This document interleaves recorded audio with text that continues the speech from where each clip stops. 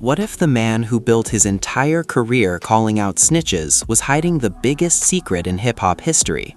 What if the king of exposing fake rappers had his own federal paperwork floating around out there, just waiting for the right person to find it? Well, that day has finally arrived, and nobody saw it coming from this direction. Now Little King posts this paperwork, right? And here's the thing I don't like about this paperwork. This is an actual case. For those of us that know, we know this is an actual case. Here is what nobody expected. It was not a rival rapper who finally cracked 50 Cent's armor. It was not Ja Rule, not Rick Ross, not any of the seasoned veterans who spent years going back and forth with Fifth. It was a 19-year-old kid, T.I.'s son, King Harris. A teenager who got tired of being trolled, did his research, and came back with actual federal court documents that have the entire hip-hop world holding its breath right now. We are talking about paperwork, real documents, case numbers you can look up yourself. And when King Harris dropped those documents on Instagram for his millions of followers to see, 50 Cent went completely silent for 48 hours. The man who responds to everything, who never backs down, who has a comeback ready for every situation, said absolutely nothing. That silence spoke louder than any diss track ever could, and when 50 finally did respond, what he said only made things more complicated. Stay with us, because this story is far from over. To really understand why this situation hit the way it did, you have to go back and look at who 50 Cent actually is and what he built his reputation on. This is not just some random rapper getting caught up in social media drama. This is one of the most carefully constructed images in the history of hip-hop, and that image just took the hardest hit it has ever taken. Not from a rival, not from law enforcement, not from a business deal gone wrong, but from a teenager with a smartphone and access to public court records. Curtis James Jackson III grew up in South Jamaica, Queens, New York, one of the roughest environments you could come up in during the late 80s and 90s. He lost his mother at 8 years old, was raised by his grandparents, and by the time he was a teenager, he was already deep in the streets. He started rapping as a way out, but the streets followed him everywhere he went. By the early 2000s, he had built a reputation not just for his music, but for his willingness to say what others would not. He named mains, he called people out, he made it very clear that in his world, loyalty was everything and betrayal was unforgivable. When he dropped Get Rich or Die Trying in 2003 and sold nearly 1 million copies in its first 4 days, he became more than a rapper. He became a symbol. The man who survived 9 gunshots, who came back harder, who refused to be silenced. And part of that symbol was the code he claimed to live by. In every interview, in every song, in every Instagram post, the message was consistent. You do not talk to the feds. You handle things yourself. You do not cooperate with law enforcement no matter what. That was the foundation of his credibility, and for 2 decades, nobody seriously challenged it. Then came the trolling era. Somewhere around 2015 and 2016, 50 Cent discovered Instagram and turned it into his personal weapon. He would find embarrassing moments from other celebrities, repost them with savage captions, and let his 30 million followers do the rest. He went after his own son, Marquise, for not having a job. He went after Ja Rule so many times it became a running joke. He went after Diddy when rumors started swirling about him. He went after Floyd Mayweather about his reading. Nobody was safe from 50 Cent's Instagram, and for years people laughed along because he was funny, and because nobody could really hit back hard enough to make him stop. When he discovered King Harris posting lifestyle content on social media, he did what he always does. He reposted it with clown emojis and sarcastic captions. King Harris, who was 19 at the time, was trying to build his own name in the industry. He was posting videos, showing his life, making music, doing normal things that a young person with a platform does. But 50 Cent decided King was the perfect target. He had a famous father, a recognizable last name, and the kind of youthful confidence that 50 loved to mock. The posts came regularly. 50 would share King's content to his massive audience with captions designed to humiliate him in front of millions of people. Most people in King's position would have gone quiet and waited for 50 to find a new target. That is what usually happens. The trolling stops being fun when the other person stops reacting. But King Harris did not go quiet. He pushed back. He called 50 a bully. He pointed out that a man in his late 40s spending this much energy on a teenager was not a good look. He said things that made people stop and think, because even though King was young, what he was saying actually made sense. The comments sections started filling up with people agreeing that 50 was going too far. That should have been the signal to ease up. Instead, 50 escalated. He started questioning T.I.'s parenting, suggesting that Tip had failed as a father, that King was soft, that the whole family was not what they presented themselves to be. He brought Tiny Harris into it, making comments about her appearance, referencing old rumors that had nothing to do with any of this, and posting the kind of content that crossed every reasonable line. When you come for someone's mother, especially a young person's mother, you are not just trolling anymore, you are starting a real war. King Harris went on Instagram Live, visibly emotional, but not broken.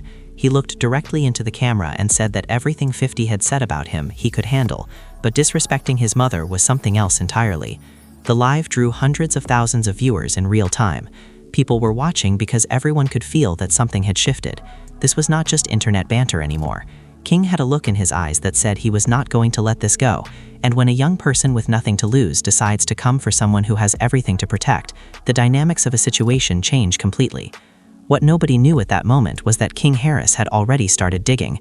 While 50 was posting memes and laughing at his own jokes, King was going through court records, federal case filings, public documents that anyone with enough motivation and patience could find. He was building something, putting together a picture that he believed the world needed to see. He was not just reacting emotionally, he was preparing, and that preparation was about to change everything. The thing about public court records is that they are available to anyone who knows how to look.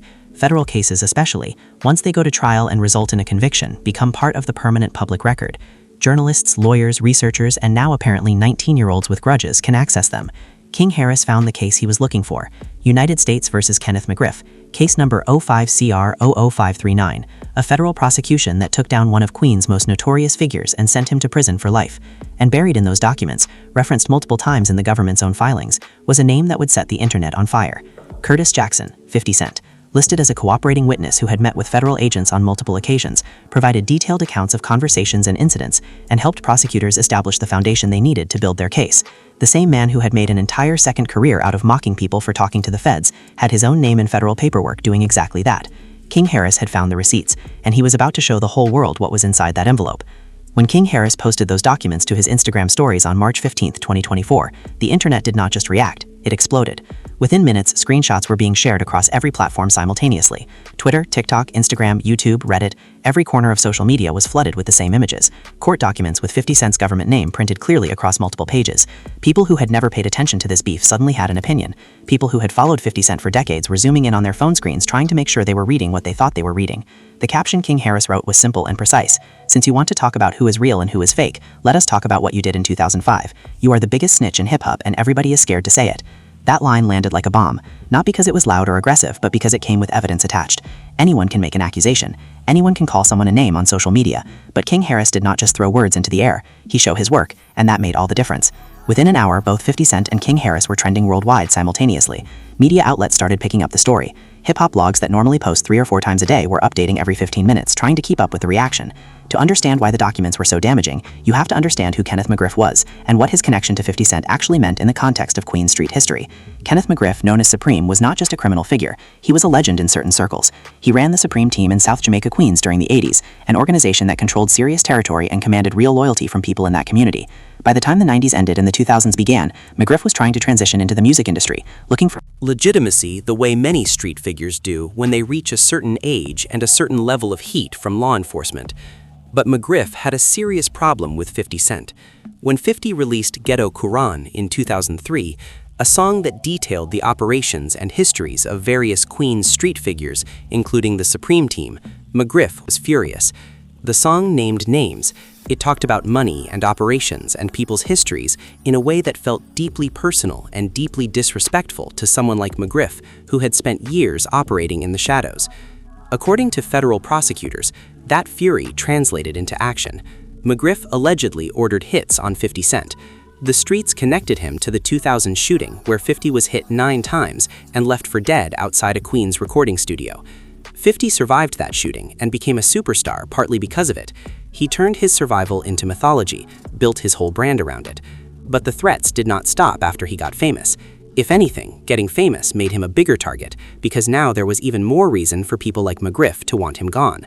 Federal investigators were already building a case against McGriff for multiple reasons, including alleged connections to the murders of Eric Smith and Jam Master Jay. When those investigators came to 50 Cent and started asking questions about threats against his life, about his history with McGriff, about what he knew of McGriff's activities, 50 Cent talked. The documents King Harris posted showed this in detail that was hard to dismiss. FBI 302 forms, which are the official documents that federal agents use to record witness interviews, showed that Curtis Jackson met with agents on at least 3 separate occasions between 2003 and 2005. The forms described him as cooperative and forthcoming. They noted that he provided valuable intelligence regarding the subject's operations and associations. One form specifically detailed how Jackson provided information about meetings where McGriff allegedly discussed drug operations. He gave agents information about McGriff's associates, their roles, their movements. He explained the context of Ghetto Quran and why it had made McGriff so dangerous to be around. But the part that King Harris kept coming back to, the part that he said made this worse than a simple subpoena situation, was the timeline. The documents showed that 50 Cent had begun meeting with federal agents before he was officially called to testify. He was not dragged into a courtroom and forced to speak under threat of imprisonment. He was meeting with FBI agents voluntarily, providing information, helping them build their case before any official legal compulsion existed. In the unwritten rules that govern how street credibility is measured in hip-hop, that distinction matters enormously.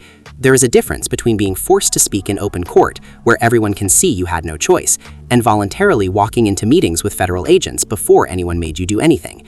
King Harris laid all of this out on Instagram Live in front of 500,000 viewers who watched in real time as he went page by page through the documents. He was not screaming, he was not performing, he was methodical in a way that surprised people who expected him to be emotional. He pointed to dates, he read specific language from the forms, he explained what 302 forms are and why they matter. He talked about the difference between a subpoena and voluntary cooperation.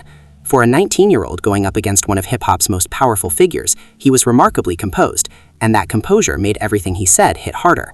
He also brought up something that added another uncomfortable layer to the story. In 2008, when McGriff's case actually went to trial and 50 Cent was expected to testify in open court, 50 initially refused. He claimed he feared for his safety. He said he did not want to be on the witness stand. The judge threatened contempt.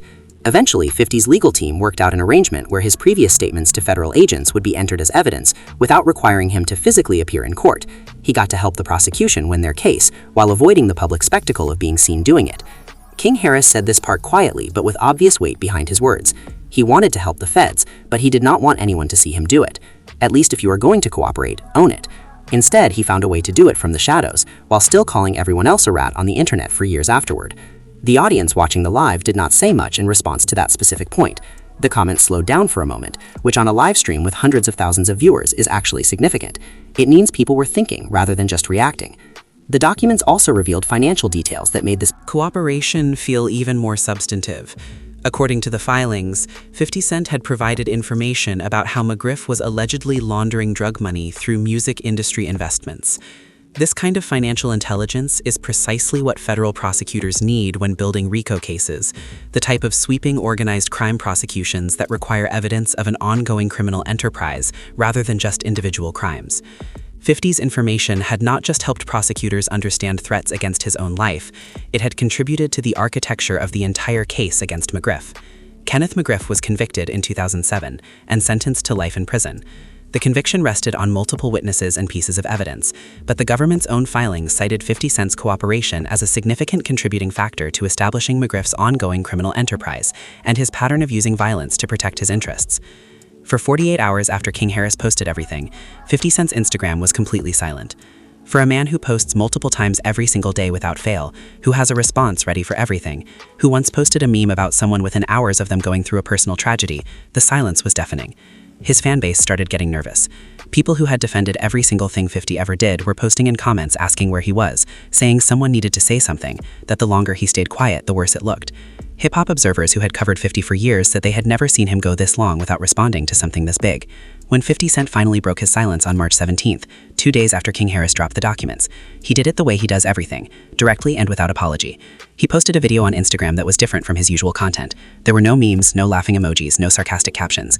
He looked straight into the camera and spoke with the kind of measured intensity that told everyone watching that he understood exactly how serious this moment was.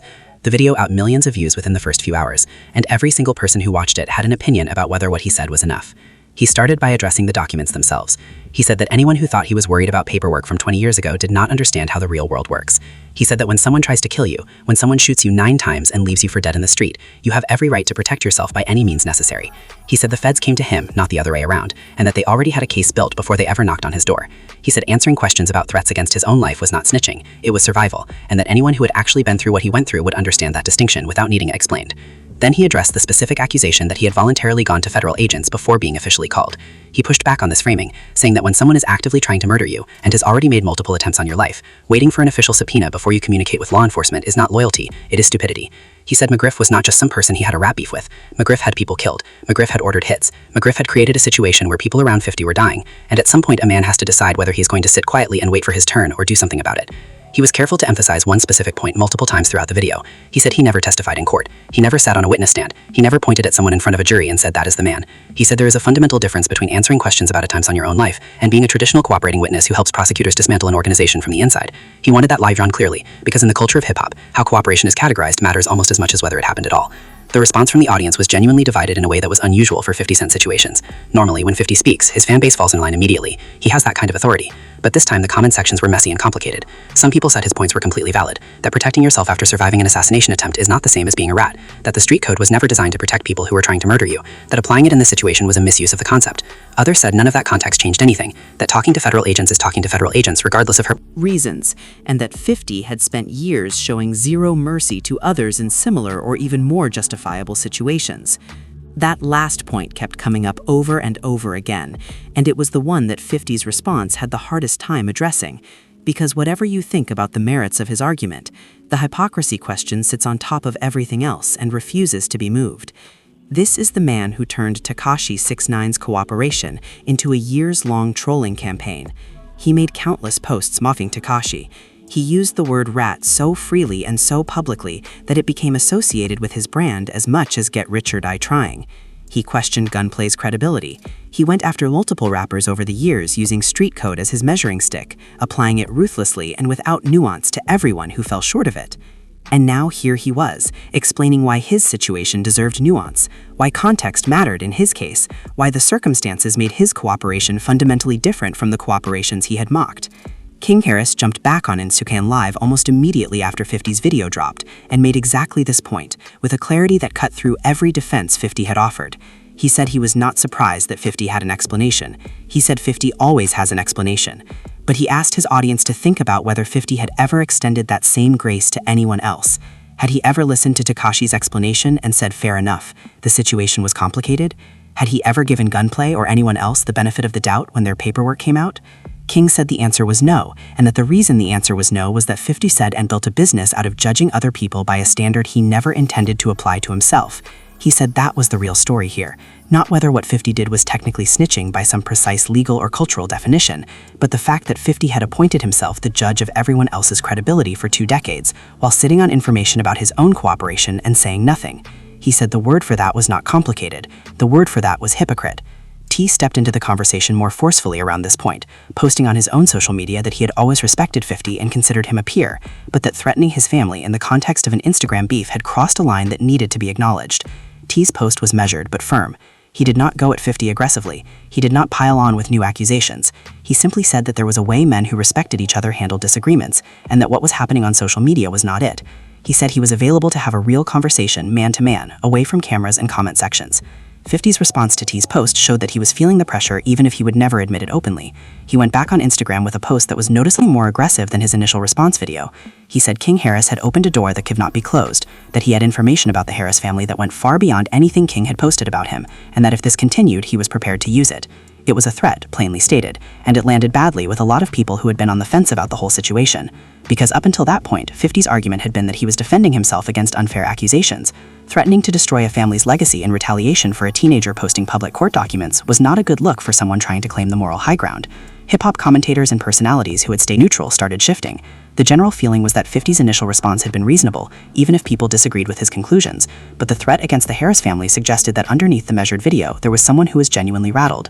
You do not threaten to expose a family's personal business because you are calm and confident. You do that when you are scared that the narrative is slipping away from you, and you want to remind people that you still have weapons available. Social media users started pulling up old posts of 50 mocking other rappers for cooperating, and placing them side by side with screenshots from the court documents King Harris had posted. The contrast was stark and uncomfortable. Here was 50 calling someone a rat with laughing emojis, and here were federal documents showing his own name listed among cooperating witnesses. The visual comparison did not require any commentary. People shared it with no caption at all and let the images speak for themselves. It spread faster than almost anything else connected to this situation, and each time it was reshared, it reached a new audience who had not been following the beef closely. Verified journalists and hip-hop commentators. Investigators began independently reviewing the court documents that King Harris had posted. Multiple people with knowledge of federal case procedures confirmed that the documents appeared legitimate and that the case number King had cited, United States versus Kenneth McGriff, was a real federal prosecution with a publicly accessible record. The confirmation from outside voices shifted the conversation again because it removed the easy defense that King Harris had fabricated or misrepresented what he was showing. The documents were real, the case was real, 50 Cent's name was in it the way King Harris said it was. What remained open to interpretation was what all of it meant and how it should be judged. The thing about a controversy that gets confirmed by outside sources is that it stops being a he said, she said situation and becomes something the entire culture has to reckon with collectively. Once journalists started verifying the documents, once hip-hop investigators with credibility started saying, yes, these are real, and yes, 50 Cent's name is in them the way King Harris described, the conversation stopped being about whether the accusation was true and started being about what the truth actually meant. And that is a much harder conversation to have because it requires people to examine their own standards and decide whether those standards have been applied consistently or selectively. The hip-hop community did not reach a consensus because communities rarely do when the person at the center of a controversy is someone who has been both genuinely influential and genuinely divisive. Older fans who had followed 50 Cent since the beginning, who remembered the Queen Street landscape of the late 90s and early 2000s, who understood the specific danger that Kenneth McGriff represented during that period, tended to be more sympathetic to 50's position. They argued that the situation was fundamentally different from the cooperations 50 had mocked throughout his career. Tekashi 6ix9ine had cooperated against people who were his own crew, people who had embraced him and put him in position to succeed. That is the cooperation that Street Code was designed to address, the betrayal of people who trusted you. 50's situation, by this argument, was categorically different. McGriff was not 50's crew. McGriff was his enemy. McGriff had allegedly ordered his murder. McGriff had created a climate of violence around 50 that had already taken lives. Talking to federal agents about someone who was actively trying to kill you is not the same thing as betraying your own people for a lighter sentence. These older voices in the conversation made their case clearly and with genuine conviction, and for many people, their argument landed. But the younger part of the audience, and particularly people who had been on the receiving end of 50 Cent's trolling campaigns over the years, were not interested in extending that nuance. Their position was straightforward. 50 Cent had established himself as the ultimate arbiter of street credibility and hip-hop. He had used that self-appointed position to damage careers, humiliate people publicly, and define the conversation around who was real and who was fake for 2 decades. He had done all of that while knowing his own name was sitting in federal court documents as a cooperating witness. Whether his cooperation was morally justified or not, the fact that he had hidden it while judging everyone else was the unforgivable part. King Harris kept making this point every time he got in front of a camera or a microphone, and he made it with a consistency that showed he understood exactly what the core of his argument was. He never tried to say that 50 was wrong to protect himself. He never said that going to the feds about someone trying to murder you was definitively the same as traditional snitching. What he kept coming back to was the double standard, the gap between what 50 preached and what 50 practiced, the way 50 unwielded street code as a weapon against others while exempting himself from its application. That argument resonated because it was precise and because it was supported by the actual evidence he had posted. What surprised a lot of people watching this unfold was how well King Harris handled the pressure that came with it. When you challenge someone like 50 Cent publicly, you become a target, not just for 50 himself, but for his entire fan base. The comment sections on King's posts were full of people threatening him, mocking him, telling him he had made a mistake he could not undo. There were posts from 56 supporters saying King was just a kid living off his father's name, who had no idea what he had gotten himself into. Under that kind of sustained pressure from millions of people, most 19-year-olds would have found a reason to back down, to say they had made their point and leave it there. King Harris did not back down.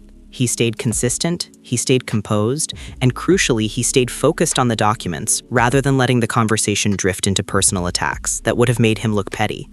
When 50 threatened to expose information about the Harris family, King responded by pointing out that threatening someone in retaliation for posting public court records was not a strong position for someone who claimed to value truth and authenticity. He said if 50 had information worth sharing, he should share it, but that making threats suggested he was more interested in intimidation than honesty. It was a sharp response, and it reflected a strategic clarity that went beyond what most people expected from someone his age, going up against someone with 50's resources and reach. T.I.'s position throughout all of this was genuinely complicated in a way that deserved more attention than it got. On one side, he had a son who had stood up for himself and his family and backed his claims with real documentation. On the other side, he had a long-standing relationship with 50 Cent, two men who had built careers in the same era, who had crossed paths enough times to develop a genuine mutual respect. T.I. did not want to go to war with 50, that was clear from every statement he made during this period. But he also could not tell his son to back down when King had done nothing wrong by posting public information and defending his mother's honor. The statement T.I. eventually made that got the most attention was simple and direct. He said that whatever had happened in the past between 50 and federal investigators was between 50 and his own conscience, but that threatening his family in the present was something he could not ignore, regardless of their history. He said doors that get opened in anger are very hard to close, and that he hoped 50 would think carefully before deciding how far he wanted to take this. It was the kind of statement that walked a careful line, firm enough to protect his family, but measured enough to leave room for the situation to de-escalate without anyone losing face entirely. 50 Cent did not immediately take that off-ramp. He posted a few more times over the following days, each time with slightly less intensity than the one before, which suggested that whatever his lawyers and people around him were saying was slowly getting through. The threats to expose the Harris family became vaguer and less specific. The aggressive energy started giving way to the kind of dismissive posturing that 50 uses when he wants to signal that he is moving on without actually admitting that the conversation did not go the way he wanted. He started posting other content again, memes about other subjects, updates about his business ventures, the usual flow of his Instagram activity. But the snitch label was out there now, and no amount of meme posting was going to make people unsee what they had seen. The conversation the situation started about hip-hop culture and its relationship with law enforcement was more interesting and more lasting than the beef itself. For years, the rule had been simple and absolute. You do not talk to the feds. Full stop. No exceptions, no context, no justification. But that rule had always been applied selectively in practice, even if it was stated absolutely in theory. Powerful figures in hip-hop had found ways to interact with law enforcement when it served their interests, and had avoided the snitch label because their status protected them from scrutiny. Less powerful figures had been destroyed by the same label for situations that were arguably less clear-cut. What King Harris had done by posting those documents was force the culture to look at that gap between the stated rule and its actual application. He had made it impossible to pretend that the standard was being applied consistently when one of the most vocal enforcers of that standard had his own name in federal paperwork. Whether the culture ultimately decided to update its understanding of what cooperation with law enforcement means, or whether it decided to extend 50 the same grace that his defenders argued he deserved, the conversation itself was valuable because it pushed past the surface-level sloganeering and into the complicated reality of how people actually navigate impossible situations. 50 Cent's legacy is not destroyed by this situation. The man is too large a figure in the history of hip-hop and popular culture for one controversy to erase what he built. He survived getting shot 9 times. He survived bankruptcy. He survived beefs that were supposed to finish him multiple times over. His business empire, his television productions, his investments, none of that disappears because a 19-year-old posted court documents on Instagram. But the moral authority he claimed when going after others is genuinely compromised, and that compromise matters because that moral authority was a significant part of what made his trolling campaigns so effective. It was not just that he was funny, it was that he positioned himself as someone who had the credibility to judge. That positioning is harder to maintain now. King Harris walked away from this situation with something that surprised everyone, including probably himself. He walked away with credibility. He had gone up against one of hip-hop's most powerful figures, refused to back down when the pressure came, supported his claims with actual evidence, and conducted himself with enough composure that even people who disagreed with him had to acknowledge he had handled it with more maturity than most expected. For a 19-year-old who started this whole thing by getting tired of being trolled on Instagram, that is a remarkable outcome. And for 50 Cent, the man who spent 2 decades making sure nobody could question him without consequences, the fact that a teenager just made him play defense for the first time in his career might be the most significant part of this entire story. So here is where things stand right now. The documents are out there. They are public record. They are verified. 50 Cent's name is in a federal case as a cooperating witness, and that is not going away no matter how many memes he posts or how many threats he makes. King Harris came into this situation as a teenager getting trolled on Instagram and walked out of it as someone who made one of hip-hop's biggest names play defense for the first time in 2 decades. T.I. is caught in the middle, trying to protect his family while keeping a door open for peace. And the rest of hip-hop is sitting with a question that does not have a clean answer, which is whether the rules we say we live by actually mean anything if we only apply them to people we want to apply them to. What happens next is genuinely unpredictable, because all three of the main people in this situation are unpredictable in their own ways. 50 Cent does not let things go. That is not who he is. Somewhere down the line, he is going to find a moment to try to reclaim the narrative and remind people why they feared crossing him in the first place. King Harris has shown that he is not intimidated and that he is willing to do his research before he speaks, which makes him a more dangerous opponent than 50 probably anticipated. And T.I. is going to keep trying to find a path through this that protects his son without burning down a relationship he has spent years building. The story is not over. It is just waiting for its next chapter. And when that chapter comes, you already know we are going to be here breaking it down for you with everything you need to know. So if you are not subscribed yet, now is the time, because you don't want to miss what happens next in one of the most fascinating situations hip-hop has seen in years. Hit that subscribe button, drop a like on this video if you think King Harris made his point, and tell us in the comments what you think. Was 50 Cent justified in cooperating with federal agents given everything McGriff put him through? Or does the hypocrisy of judging everyone else while hiding his own paperwork cancel out any justification he might have had? We read every single comment, and this is exactly the kind of conversation we want to have with you. See you in the next one.